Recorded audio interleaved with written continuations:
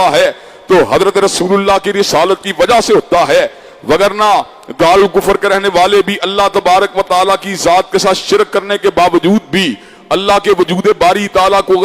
کہ معترف ہیں، حضرات گرامی کے ٹرینٹی کے اوپر یقین رکھنے کے باوجود بھی عیسائی اللہ تبارک و تعالیٰ کی ذات کی بات کرتے ہیں، اور عزیر علیہ السلام کو ابن اللہ کہنے کے باوجود بھی یہودی بھی اللہ تبارک و تعالیٰ کی بات کرتے ہیں۔ لیکن حضرات گرامی کے اندر فرق کیا ہے؟ دارالسلام کے لوگ حضرت رسول اللہ کی رسالت کو ماننے والے ہیں، اور دارالکفر کے لوگ حضرت رسول اللہ کی رسالت کا انکار کرنے والے ہیں۔ حضرات گرامی کے اندر یہی وجہ ہے اللہ نے اس امر کا اعلان فرما دیا، ان الدین عند اللہ الاسلام، دین اللہ کے نزدیک فقط اسلام ہے، ومن یبتغی غیر الاسلام دینا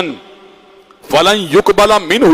وہو فی الآخرۃ من الخاسرین، اور جو غیر اسلام کو بطور دین قبول کرے گا اللہ تبارک و تعالیٰ اس کے